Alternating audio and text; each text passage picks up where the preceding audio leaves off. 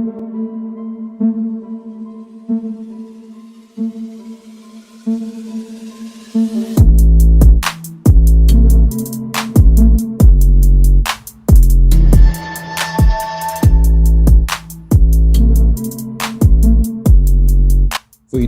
here back again. I'm your host, Jordan Antonio Brown, and today we got with me another episode of Supporter Section. Make sure to click that subscribe button. If you like the video, like it. If you don't like it, I don't really care. It's just good for the engagement. So click the dislike if you want to. Leave a comment down below, and let's get into the show. So today we got with me a young G. I actually follow him on Twitter. I'm not gonna lie to you lot, I got a burner account. I don't have a Twitter account. So anyone's trying to search me up on Twitter, I don't have a Twitter account. I got a burner account though. But this guy, I follow him. He's too funny. Too funny. A lot of things that probably myself, because I play football, I can't really like or tweet if I actually had a real account, because some stuff is not PG, you know? But he tweets about Arsenal a lot, so that's why we brought him on the show. And today we got me, Sarchie. How you doing, bro? Yo, I'm alright, man. Nice to meet you. So, for everybody watching, you do YouTube, you're a content creator, over 30,000 subscribers on YouTube, TikTok, a lot of followers also. How did that come about? How did you get into all of social media stuff? With YouTube, so out of all of them, YouTube was the first one. YouTube opened the door for all of it. I actually started YouTube years ago, like when I was in year 7, and I was doing it for like a year. But back then, because I was so young, and what older people say to you would resonate more. There were some people in the year above that would kind of tease me about it. And over time, I ignored it, but eventually it just got too much, to the point where just one day, out of anger, I just deleted all the videos, and just said, nah, I don't want to do this anymore. It's just not worth it. But then in year 11, at the very start of the year, I used to post a lot of my Snapchat story around this time. So over the years, Snapchat was probably the main social media I was active on. And my Snapchat story was notoriously long. Even now, I still get heckled for it, because not much has changed, but it's just that now it's just another social media that I happen to be on. But at the time, it was the only one I was on. And one of my older friends said, you know what, I think you should go onto YouTube. I think you would actually do well there, and you can get paid for it. On Snapchat, it's just fun for the people you know, but you can't really network on Snapchat like that. That's not really the app to do that on. You can't really grow on Snapchat. It takes other platforms for that growth to happen, and YouTube was what my friend suggested. So I did that. That was in 2018, and then over time, even the YouTube channel went on its own journey. I was just kind of doing what I was doing back in year 7, in the sense of just doing whatever I wanted to do that particular day. But then this Australian group called 1-4, they made drill music. I reacted to some of their songs, and those videos really took off. And that became a regular occurrence. So there was a fan base developing for just that type of content. Then I realized that, you know what, why not just stick to just doing that? Because clearly that's what people want to see. So I was just doing that. And then lockdown happened. And I remember I'd wanted to try and branch into UK drill a little bit more, because that's what I listened to on a regular basis. And then, I remember Lowski, Allegedly, I don't know if you've heard the song. That was the first ever UK drill reaction I did. That then led to, I think then Unknown T dropped Fresh Home as well, which is still one of my favorite songs. And then after that, that kind of took off. So the YouTube channel hasn't really gone through too many iterations, I'll say, since then. It's pretty much the same as it was content-wise since 2020, around this time, 2020. But then with TikTok, because now I'm probably more known from the TikTok account than the YouTube account, which is crazy, because YouTube I've been doing for years. And I'm on around 30,400 right now. But TikTok, we have a group chat, us that do reactions on YouTube, we have a group chat.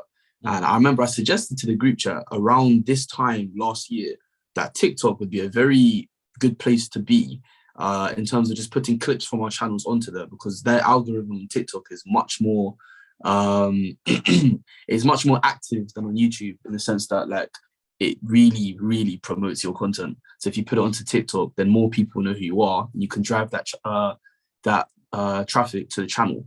So I've been on TikTok for around a year at this point, but ever since I went to university, the videos just took off. I don't know what happened, but they just really took off. I remember the first one, I just posted a video of like my outfit for the night out, like my first night out in the uni.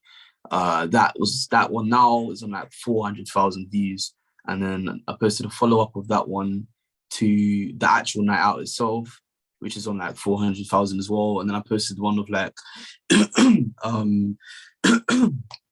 posted one of just like me talking about like how I wanted to wear my white Air Forces, but I thought we were going to go to the club. So obviously I'm not going to wear white Air Forces to the club. So I posted a video saying, oh, I've got to wear these other shoes, dude.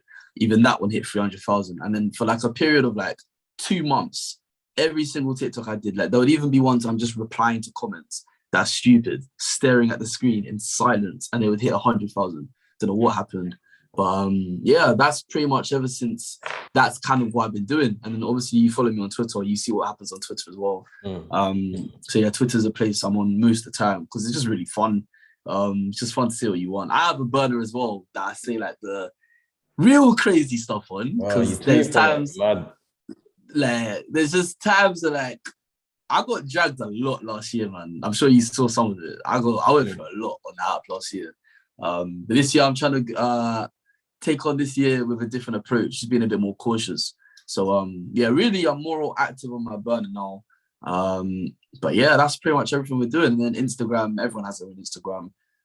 Pretty much, yeah, people from all of the platforms to go into the Instagram to just follow you in a like, general sense. But yeah, that's how we got here, pretty much. That's how we got here. Bro, that's crazy. So a few things you mentioned there. Obviously, growing content and making content, you're saying that the future is TikTok. Basically, that's what you're saying, yeah. 100%, 100%. But why is the algorithm like that? Like, why is that different to everything else? I honestly don't know. I've been trying to figure out myself. All I know is that a TikTok video within like an hour, I think those first ones that really took off, like my first few days at uni. I remember when we went out, the first night out I had, I think my second night there, the first like proper choreographed night out, you could say. I remember I posted a TikTok of my first night there, where we just went to a party in another accommodation and then came back. And that one really, really took off. So I remember I was at my friend's room before we were going to go out for the first night out. And he was saying like, look, your video's really taken off. And it was on around 8,000 views. And at that point, it had only been up for like 8 hours. So that was actually quite a big deal. And then a few hours passed and then we went out to drinks. And then he checked his phone again and it was on 100,000 views. And he was like, what? Like, what? So I don't know why it's like that. I think everyone's just on TikTok all the time.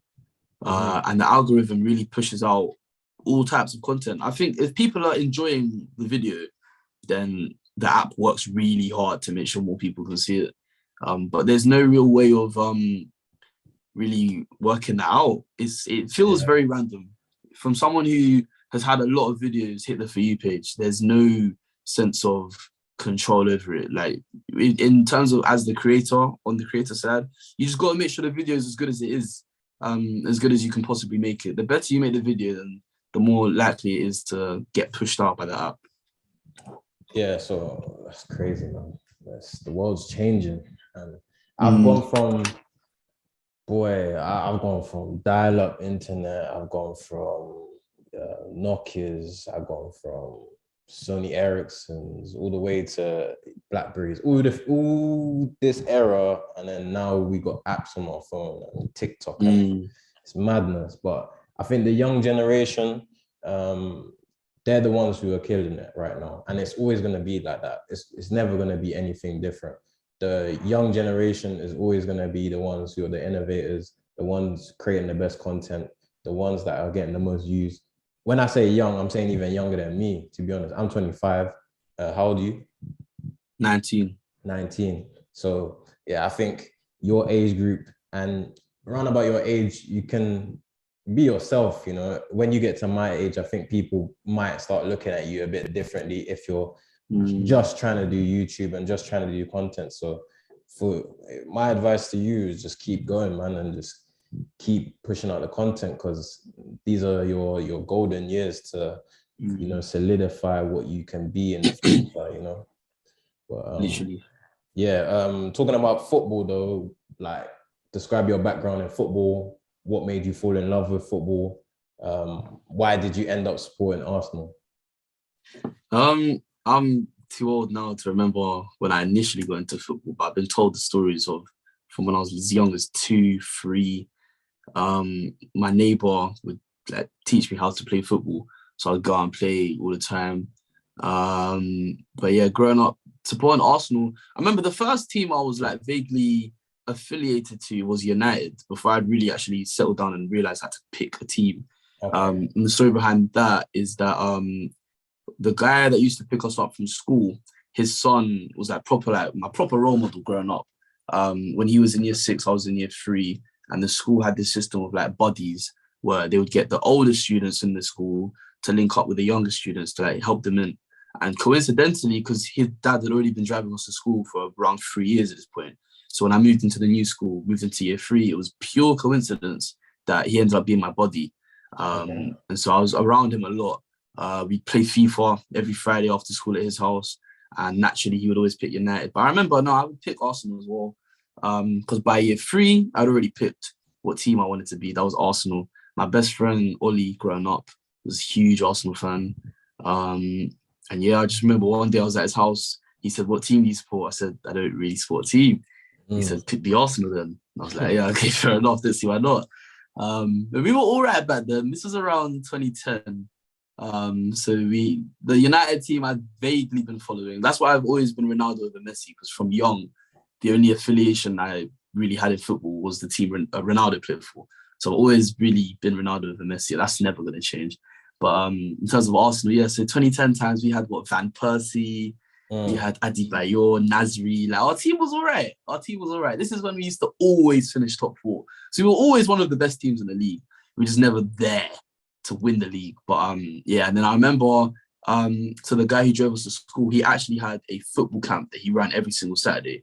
That really strengthened my love for football and the Arsenal ties as well. Because I remember June 2011, I must have been playing very well that month because I got Player of the Month. And I got a trophy that I still have in my room back at home. And I remember when I was being handed that trophy, there was a guy that he ran it with called Paul. And he compared me to Ian Wright. He said that he reminds him of a mini Ian Wright because I was small. I was like, what, 2011? So I was 9 at the time. Yeah. No, I was 8 that year. I was 8. I would have turned 9 at the end of the year. And yeah, I remember. So that ever since then, I've never forgotten his words. So then when Ian Wright started being on Match of the Day more consistently, I thought that was just a mad coincidence. Like the one football I was compared to, I'm now seeing every single week. But yeah, and then I guess the worst time, I'm sure we'll get onto it later in the interview, but yeah, as an Arsenal fan, I think the toughest time, there's been a lot of tough times. I'm not gonna lie, there's been a lot of tough times. But one of the worst for me personally, that probably won't come out later, was because I went to school in a place called Watford. I don't know if you've heard of it. Yeah, of course. Watford, you're from kind of near me. I grew up in Northwest London, kind of. Northwest London. You know, Watford, you used to go down there sometimes, play against some schools maybe or whatever. Yeah, Watford on the train. It's on the overground train, you know, going all the way through Northwest. So Watford was an easy place to go to. Yeah. So wait, when you say Northwest, you from Harrow? Yeah. Well, I'm not from Harrow. I'm not from Harrow, but I lived there, you know, after I moved there when I was like 14 years old. And then I lived there for a few years before traveling for playing football. So yeah, so I went to school in Watford. So like the Arsenal-Watford game was never a derby in any sense. Sometimes the commentators would reference how close the teams actually are. Obviously Tottenham's across the road in a metaphorical sense, but Watford is like not too far, to the point where the two clubs' training grounds are right next to each other. So they're obviously quite close. The players live in the same areas. So for me, that was a big game because if we lose that, for me personally, life will be hell for at least a week. So I remember, I think there were 2 separate occasions, or it was one. I think, you know, when Ty on Arsenal Fan TV said, we mustn't forget that it's been raining. Yeah. There were 2 times. There was that time when I think Kabue or Etienne Capu, one of the 2, scored a free kick and we lost that game. That was painful. That's the one Ty was talking about. But there was one where Cleverly scored in the last minute and we lost 2-1. Yeah, I remember yeah, that one was really bad. Because I remember like Ozil played the ball through to Iwobi and he tried to finesse it and he just missed completely. Like he should have scored that. And I think Walcott hit a shot right at the keeper or something. Like we had so many missed chances. Like, it's been years and I still remember it because that's the one game that really, it was tough. Because my English teacher used to always banter me when it comes to football. He's one of my favourite teachers actually. But that day I hated him because I remember we lost 2-1. So he was just making loads of unnecessary 2-1 jokes. So many. So like he would say stuff like, if you want to have a 1-2-1 with me after the lesson, then you can. I'm just sat there like... So yeah, that was probably the hardest time for me personally has been to be an Arsenal fan because that was not fun at all. Like, I was in the lunch queue, people walking past just going like that for no reason. Like that day was hell. That day was hell. So well, Arsenal for that's never changed. In fact, actually, for this interview, I really should have won this. Actually, I don't know why I didn't. I've got a separate chain. No change it, no. You got Arsenal chain. I'll be real, man. Hold on. You wear Arsenal on your chest, literally. Wow. I literally wear that on my chest. Wow. Brave guy, man. Brave guy. Yeah. For more content like this, like, share, and subscribe.